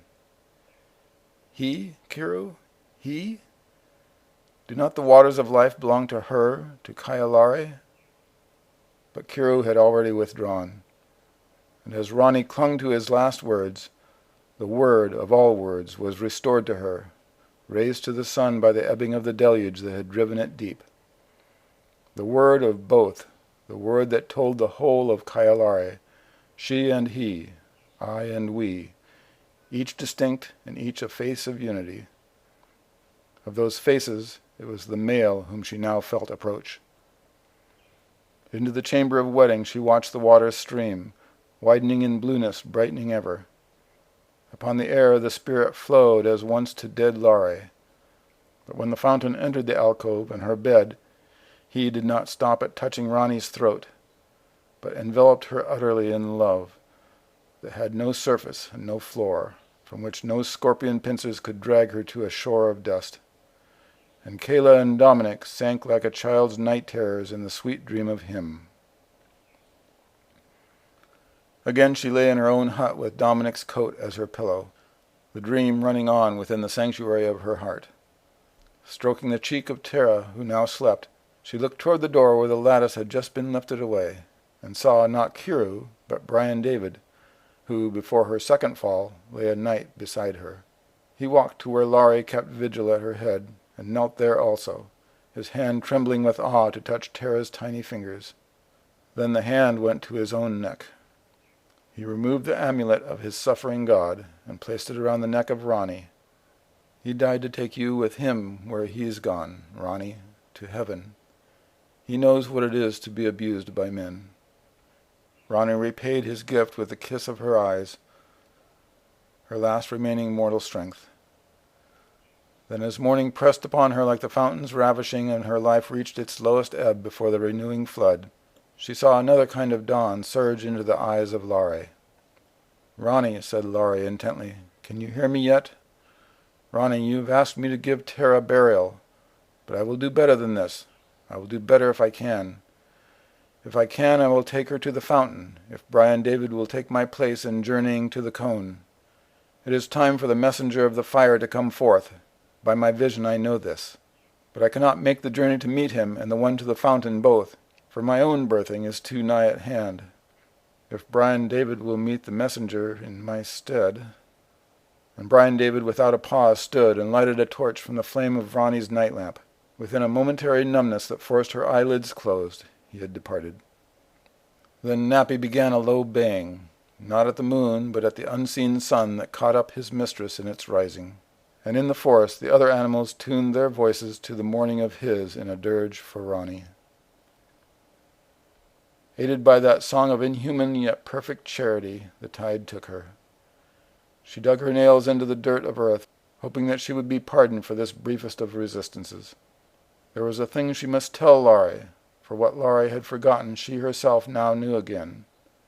Kiru had shown her in this very hour. "The door," she mouthed silently, clutching at Laurie with one hand and Tara with the other. The fountain loosed her hold, and as he left the world with her beneath his watery wings, his strength spoke through her so that his oracle could hear. Remember the others. Chapter 28. Out of the Flame. The wind was a spirit, girt with slashing sword, and it had fought him all the way. Not from the east, from the west, from the north or south, not a headwind nor tailwind, neither driving him to weather or to lee. Never had he encountered with such, seeming to blow at once every hand, intent to sink his purpose in defeat. Here too, as from the rim of the cone he gazed into flame, the wind was his adversary. He must cling hard lest its force send him tumbling back through honeysuckle orange and trumpet red, or topple him forward to test the heat of the lava cauldron within. His shirt was piece by piece being torn from him. His golden hair streamed out behind like a ship's phosphorescent wake, his torch like a comet's tail. He had prayed incessantly as he journeyed that the light would not blow out, and by what he could only deem a miracle that prayer had been answered.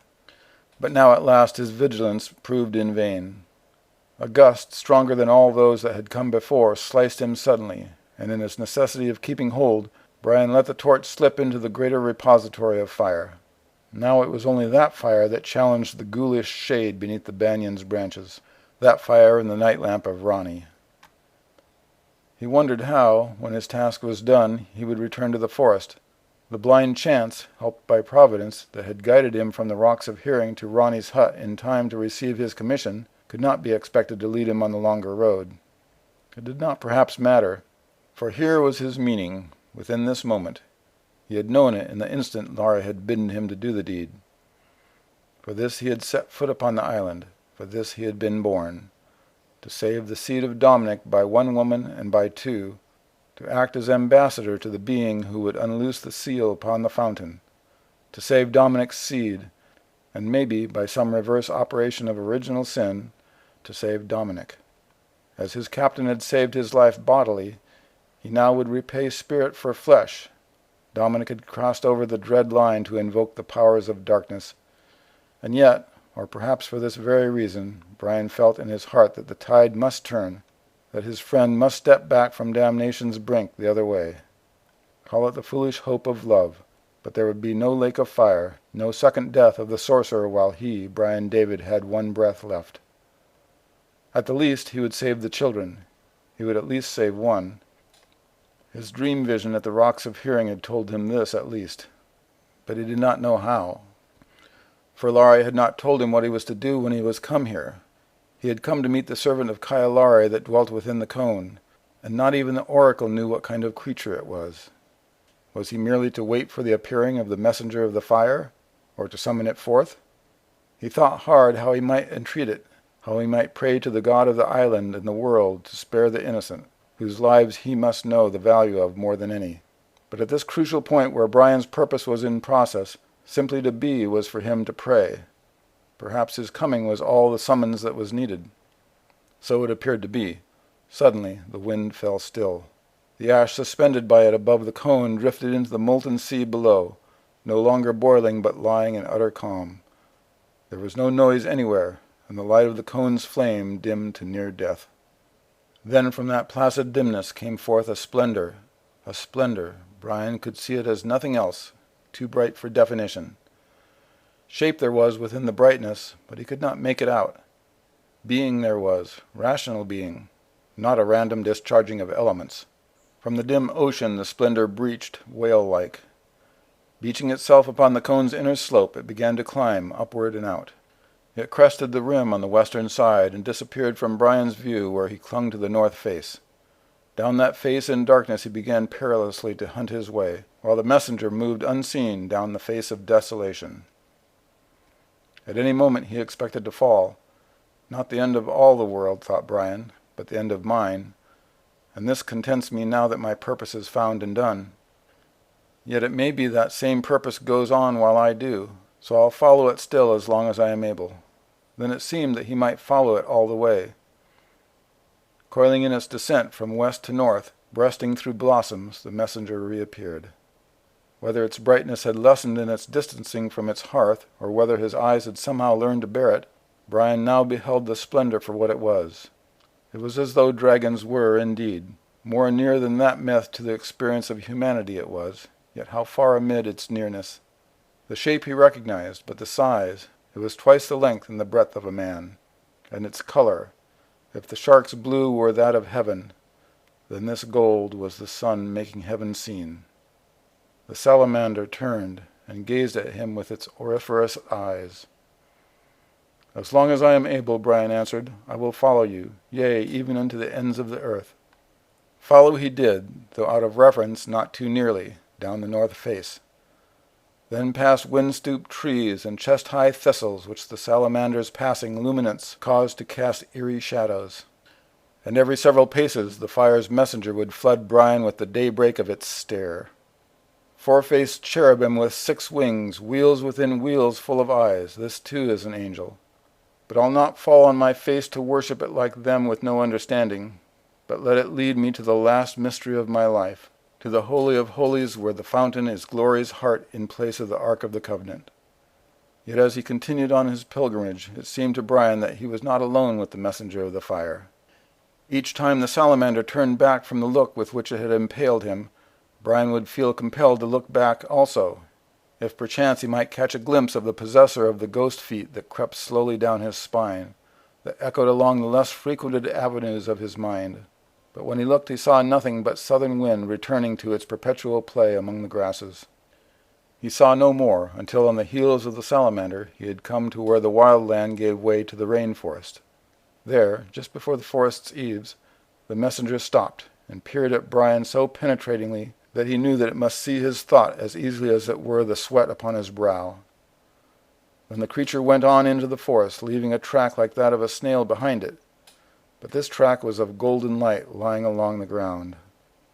Brian hesitated, wondering why the messenger had left no trail till now.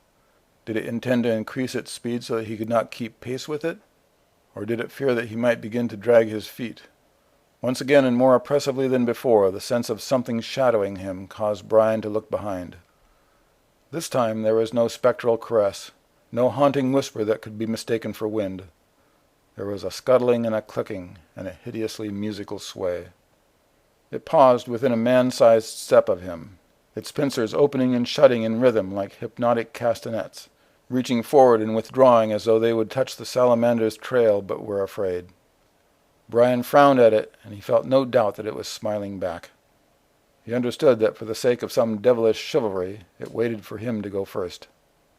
He put one foot upon the golden trail, straddling light and light's negative. The scorpion danced closer, grasping and recoiling, attracted and repulsed. Brian did not take the matching step. "O crucified one," he prayed, "what am I to do? If I follow on, it will follow with me. If I stay, it will stay. But the eyes of the messenger of the fire have commanded me to come, and why would it, the serpent's brother, wish to come too? For what concord has death to do with the waters of life? What new deluge does it lust to bring down?" And then he saw it. The children. It is the children again. Lest the fountain should redeem the curse that they might live, it will dance with them and see them die before. But why then does it haunt me? Why not take the trail whether Brian David takes it or no? For what purpose of mine that is also its does it delay? And at once it was clear, as the voices of the rocks of hearing, and as their visions, as the words of his mother, as a secret repeated to him moment by moment throughout his near score of years. He had known it always, and he knew it now, and it was strange that he felt no fear. All fear had been expended in the foreshadowing of this answer, and now there remained but the answering itself. He fixed his eyes hard on the scorpion, directing against it all his spirit's long-hoarded energies. "I know," he said, "how you are thinking that you will win again, like you won when Kayla took you as partner, like you won in Eden. It may be that your right is to spoil humanity till he that is your enemy comes back to crush you beneath his feet. But I know that death is food to you, and your tastes are not so delicate as to prefer one above another. I'll not have you cross into the forest, murder on the trail of life. You'll do your deed now, and go back to the dust from where you came. I know that you understand me, and I know that you'll not refuse. You'll go back to the dust, for you'll do your deed on me." The pain of the vision at the rocks had never wholly faded. Therefore, when the real pain came, it seemed hardly pain at all. Its purpose fulfilled, the scorpion turned back toward the cone. But it crawled only a few inches before it rolled upon its back and died. Seeing this, Brian smiled. No gall like the cup of sacrifice to them that will not drink it. No cup sweeter to them that do. By the 5 wounds of Christ, Dominic cried when he was blinded. The same wounds that will bring him light again. The 5 wounds of Christ, and maybe the 1 wound of Brian David. If he was to follow, he must follow now, for the sickness was beginning already. His stung heel burning, he brought it forward to where the other waited upon the golden trail, and for as long as he was able, he went on toward the fountain of life. Chapter 29. Anointing Tears. Clement grasped the olive branch that Nika's spirit had let fall. "A garden enclosed is my sister, my spouse, a fountain sealed. Plunge in and drown, plunge in and drown." He buried his face of grief in her still warm flesh. After a time he raised his head and saw that the shark yet lingered near him at the lake's gold-petaled edge. "Thank you," he said, "for giving me light to see her. Thank you for not permitting her to die in the dark. Now show me where to go, for I am lost, cast to the winds of purgatory again." The shark left his side and swam to the head of one of the streams into which the lake flowed. There it paused, its eyes turned back towards Clement. Clement lifted the body of Nika into his arms and carried her to the stream's head. Then he followed its course and the shark's gentle pace to the sea. The shark rushed into the greater turbulence and was lost to Clement's sight. His arms ached with lifeless weight. Frigid foam numbed his feet. Around him was no breach in the darkness, but further oceanward he saw wan stars reflected. Heaven's bitter blue kiss. Then for the first time he remembered that the banyan had not overgrown all the world, but only the island, and that on more distant waters beyond the reef shone the new ripe passion of the morning sun. This should have comforted him, but it did not comfort him, for the island had usurped the whole world's place in his heart. Could he have anticipated this moment, he would have prophesied that the present unfathomable hurt must shipwreck his yawning faith. It was not shipwrecked, but his desolation was like nothing he'd ever felt or dreamt ever to feel. Something hard washed onto the sand to strike his foot, then was drawn seaward again by the tide's retreat. Once more he was struck, and once more, and now, as the lamp of the shark re-emerged from submarine gloom, he saw how drifting canes of bamboo joined together of their own accord to make a floating bier. Woeful beyond wonder, but grateful for being relieved of the task of fashioning it himself, he laid Nika upon it. He waded into the shallows beside it, and guiding it as he was guided by the shark, swam eastward and north. Not feeling the chill of the water for the chill of his soul, he contemplated how the bier was wide enough for two, and he imagined himself lying beside his wife, borne by the shark through the reef's breach to be swaddled in the bands of the deep. And why, he thought, should I not let the billows surge and have their will and way with me as with her? What remains for me? What of me remains? I am salt without savour, for the savour was Nika. I am a rind concealing no fruit, for Nika was my heart. My art's majesty has turned travesty, and the brightness gone with the beholder. The wards of my spirit's gateways are clouded with rust, never again to be unlocked. When all that made it worthy has been taken, why should my life be spared? Let the deluge in its mercy take me too. But I must kneel outside, bruising myself against doors of pearl, lacerated by the forest of knives that guard them, only guessing at the mysteries she now with our child beholds. And this perhaps is why, for they are mysteries I am not worthy to unveil. At length he rounded the land of hills and streams into the island's lagoon, where the messenger of the water led him on towards the shore. The shark kept watch beside the bier, while Clement followed the forest's remaining beacon of hope, the night lamp of Ronnie. He entered the hut and saw Lare mourning over Ronnie's body, a baby girl at its cold breast. He knelt next to her and covered her hand with his. Nika also, he whispered, though he was certain that she knew it. Then, thinking of the bier's breadth, he said, I will give Ronnie burial with her. Lare's eyes upon him were those every good servant longs to see when he is judged. Blessed Clement, she said. Then, Brian David has gone to find the messenger of the fire, that it might lead us to the fountain. All who remain upon the island may follow, even on the sacred way. The honor of oracle is no longer solely invested in me. Without hesitation, Clement shook his head. I have seen the waters of Kyalare, and they are beautiful. And Lare answered, I understand. Then she gave him 2 lengths of new white tapa, and in one he wrapped Ronnie, arranging Brian's rosary so that it lay on top. He carried his captain's dead lover to the beach, looking back once to see Lare at the door of the hut holding Tara in her arms. He laid Ronnie beside Nika, then clothed Nika as Ronnie was clothed. He returned the crown of moss roses from his head to his wife's, and gathered purple queen's wreath from the near edge of the forest to strew on both women. He steered the bier in the wake of the shark, crossing in mid-lagoon from the banyan's deep night to a twilight that brightened toward day, and he thought how Nika would have been glad to share his sorrow with one for whom no husband grieved. Considering only himself, he would have chosen a more private farewell, but what would it have availed but to anoint her with too great a burden of tears for one blessed soul to bear and still sore, tears for her words, whose every resolution was prolonged in music, passed away, tears for her eyes so limitless he had skimmed only their least rapture, passed away, tears for the heart's piercing of her kiss, passed away. He reached the reef and found it closed, remembered its closing behind him as helmsman from a strange universe that was no longer his. The reef opened once more at the shark's command, and betwixt arm and arm of that opening he looked his last upon the realization of his long reverie of beauty. I will lead them from here, said the messenger. Clement watched the bier float away, luminous reef creatures forming its train, until their light and the shark's and Nika's traveled beyond his view. As he had once manned the helm without aim, so aimlessly now he drifted through dusky waters. Now that Nika was no longer with him, it seemed to him that he saw her more clearly. It had been meant, and that had been good. They had completed one another's understanding. A fortunate fall, for had he been more faithful he might never have wandered so far to find her. Yet he doubted whether that love had not been too high, the air upon the Poly too rarefied to breathe for so long without being forced to come down. The island was paradise, and their love paradisial, but paradise is not heaven.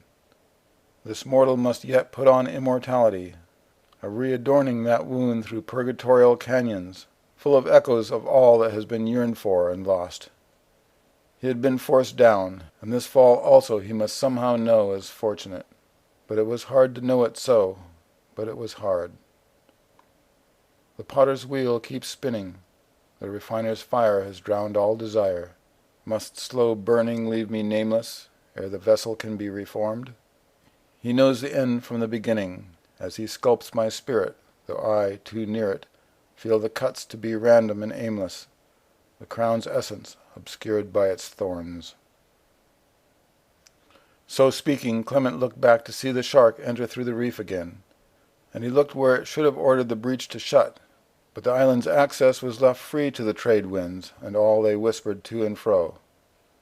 Then a familiar phantom overshadowed him, and raising his eyes, he beheld the moon-whitened bulk of the frigate honor-bound. Knowing that he must do something, not knowing what else to do, he climbed aboard her. His feet, hitting the deck, felt as though they burned with the contact. His whole body came alight, smoldering vision, fire of dreams. He noctambulated to the helm, sat before it, and draped his head and arms across it. The spirit of the island seeped from fountain into helm to court him to sleep. In his dream he was captain, perhaps he was Dominic, or perhaps still Clement, but exalted unwisely. He could not see himself to know. He was captain, and he was helmsman, and he was mate, and there was none but he on the ship. Like the Flying Dutchman, he sailed with a curse yoking him, had sailed, it seemed, since before the seas were known to be seven. In his curse's bondage he was not alone, for he had carried another with him. He had loved a lady, where or when he could not remember, but he had not loved her well enough, and he had parted her allegiance from another whom she had been bound. In anguish at her leaving her, she had hurled himself at the bow of his embarking ship, and the breaking of her body and her heart upon it had fixed her fast, wood into wood.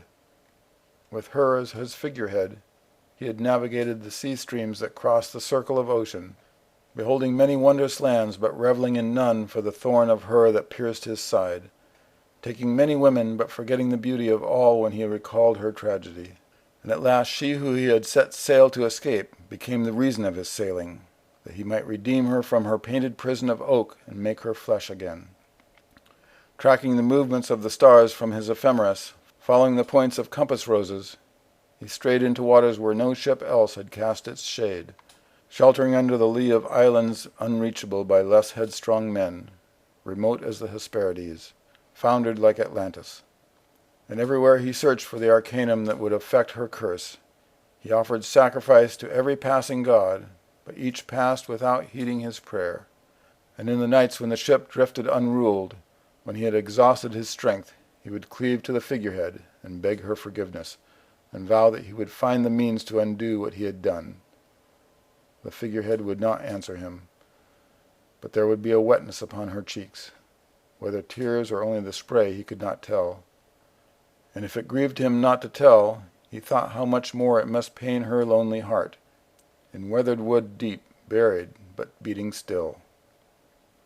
And it came about in time that he had proven fruitless every path.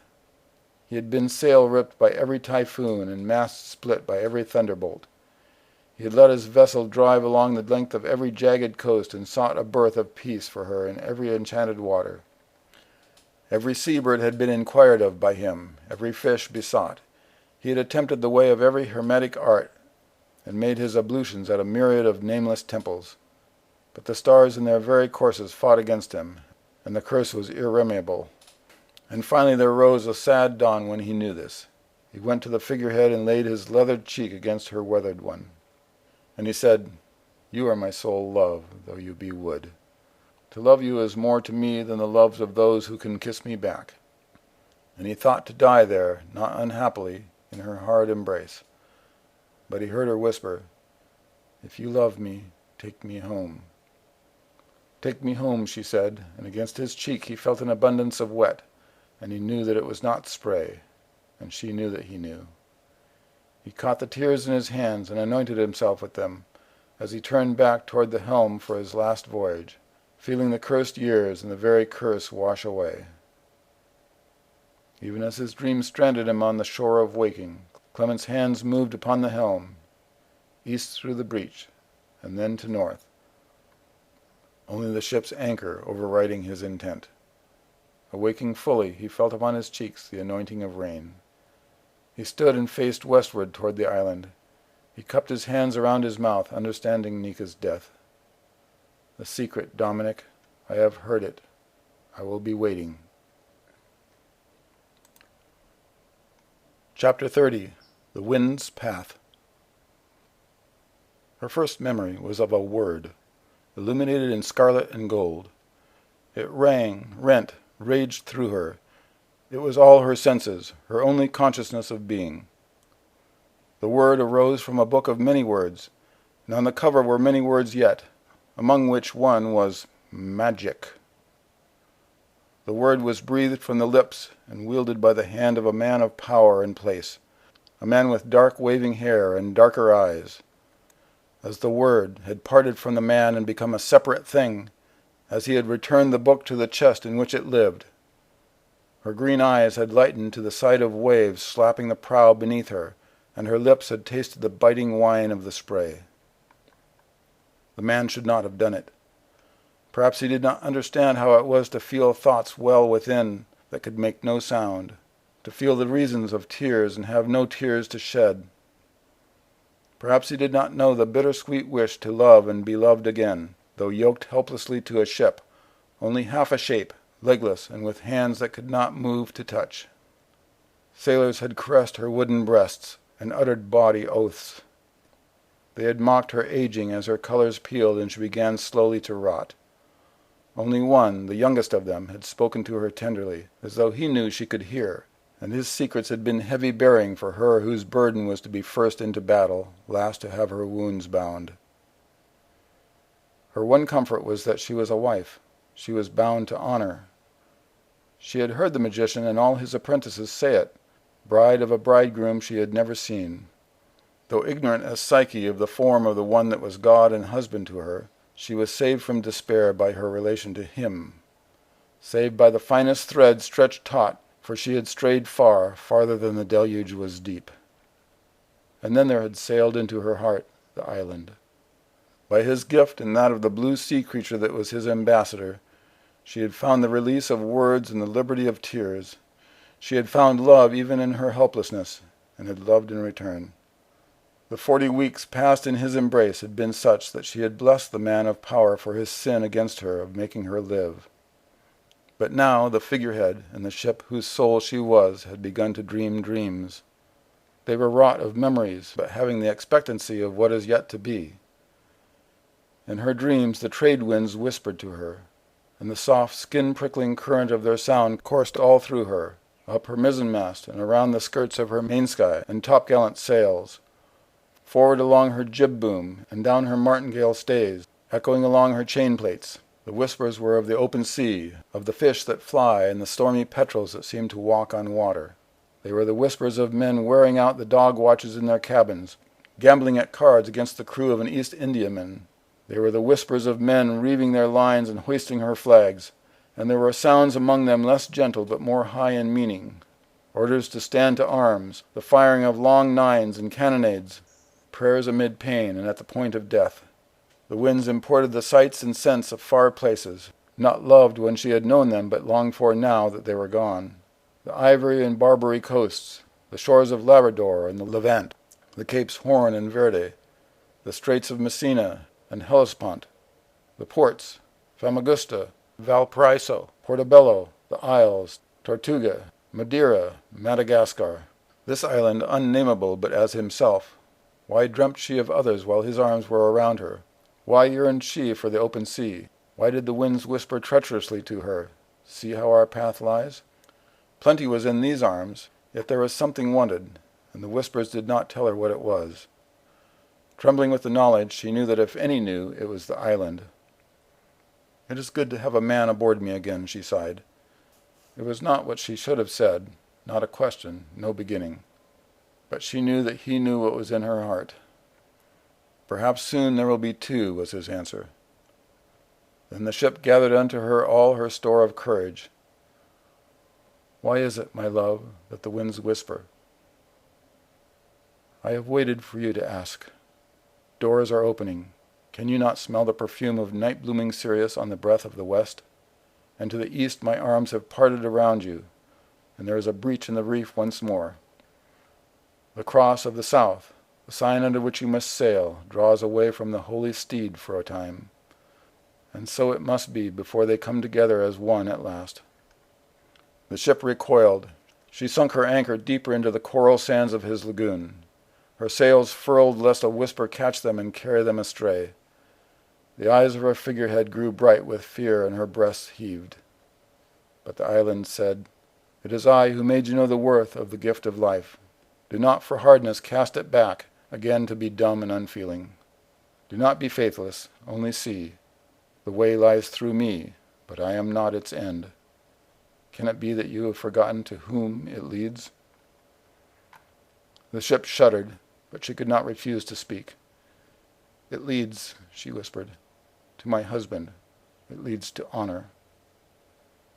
"And which way does honor lie?" coaxed the island gently.